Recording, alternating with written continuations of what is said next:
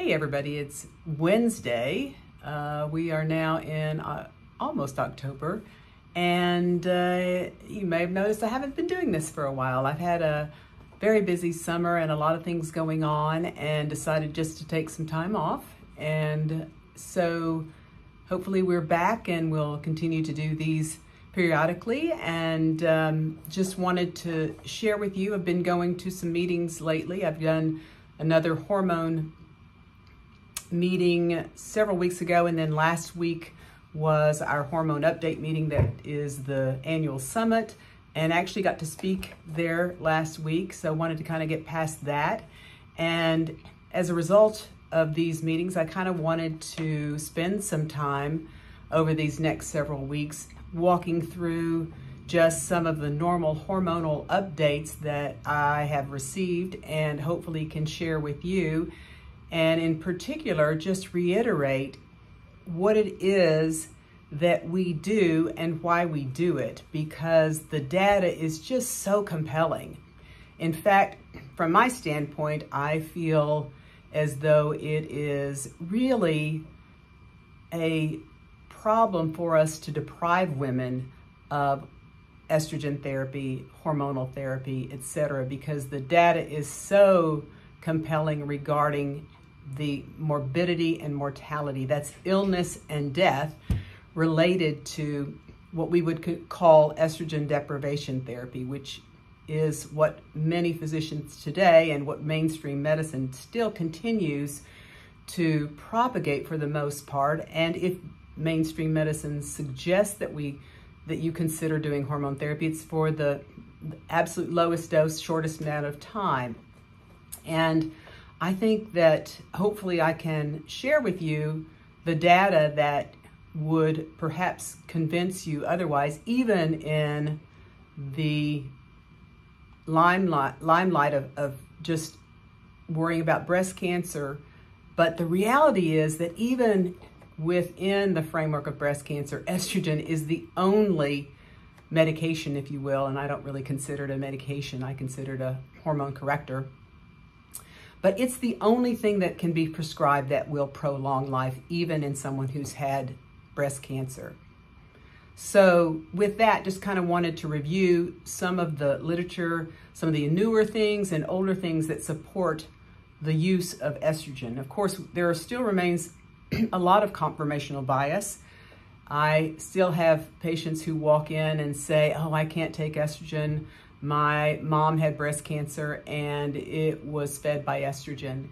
And again, I would like to just reiterate the fact that breast tissue does have estrogen receptors and progesterone receptors. That's normal breast tissue. It's just a normal part of the body. And certainly many, many other cells of the body have estrogen receptors and progesterone receptors, but the breast certainly does. So if there is a cancer that has an estrogen receptor and a progesterone receptor, that's a good thing. It means that that cell is more like a normal cell than an abnormal cell, and therefore is very amenable to treatment. And we have this down. We are 95% successful, particularly in early diagnosis. And again, thinking about this in terms of, what is it really underlying this? And it is an immune issue. The body makes cancer cells. You and I make cancer cells every day. And if a cancer takes off, it tends to be related to insulin resistance, which we've talked an awful lot about, and an immune disorder where the body just can't clear these abnormal cells. So it's not that estrogen causes it. And that has really pretty much been refuted even today, with most physicians understand, not all, but most physicians understand that estrogen does not cause breast cancer. So the data really continues to support the use of estradiol even in patients who've had breast cancer. Even the WI study that was reported back in 2002 that sort of put the big wrench in all of our thinking as far as hormones are concerned concluded that it was a major flawed design issue, and it then led to adverse conclusions that today have really mostly been refuted. Even still, the progesterone-only arm even in that study, showed a slight decreased risk of breast cancer. And that was using Premarin. We know that with estradiol, that result remains the case as well, reduced risk for breast cancer. The thing that continues to be overlooked, however, is if you deprive women of estrogen, then you have no protective benefit as far as cardiovascular disease is concerned, osteoporosis is concerned, colon cancer. And so we know that and even Alzheimer's, diabetes, the body just tends to do better with hormones. There was a very active OB/GYN physician, Dr. Gambrell, that reviewed more than 60 published studies that reassured us that taking estradiol, even with a history of breast cancer, is safe. There was 9% recurrence in the arms of women that were taking estradiol, and in women who were receiving placebo, it was 20% recurrence. So even in that study shows that there's less risk and that the estradiol was actually protective. In fact, estrogen deprivation therapy, like I said, can really be harmful and increase the risk for hip fractures and MIs, myocardial infarctions, cardiovascular disease, coronary artery disease, Alzheimer's, even diabetes to some degree. And we're talking about bioidentical estrogen, not Premarin, which was what the WHI used. In fact, looking at cardiovascular risk, we know that we can see plaque regression in studies with oral estradiol. More than 40 observational studies have been shown to significantly reduce the risk of coronary artery disease and therefore reduce risk for MI. And the largest cohort out there that is still being studied today is the Nurses' Health Study. And even using conjugated estrogen, which is Premarin, the relative risk for death in that group was significantly reduced at 0.55, with a normal risk being 1. So anything less than 1 would be considered a reduced risk. And when you look across the board at all these types of studies, it was anywhere between 50 and 70% reduction in relative risk for mortality.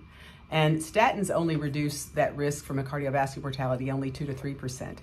So 80% of women that started hormone therapy, estrogen replacement therapy in particular, within 2 years of menopause had a reduced mortality risk of 0.63 to that of non-users. So again, another sort of hopefully convincing fact that estradiol actually has real health benefits.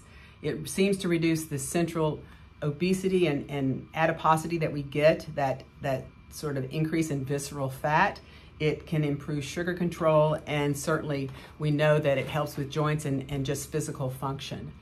So just a brief little review of the overall benefits of estradiol, and hopefully that has given you some insight into why it is that we do what we do, and that, to me, I believe that generally speaking, with rare exception, all women would truly benefit from a hormonal program. So glad to be back.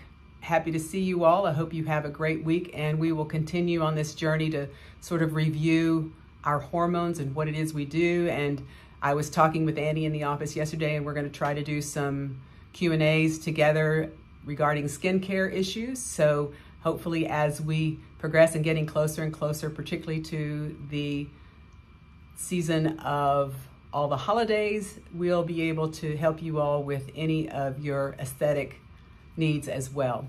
Have a great week, and we'll talk again next week.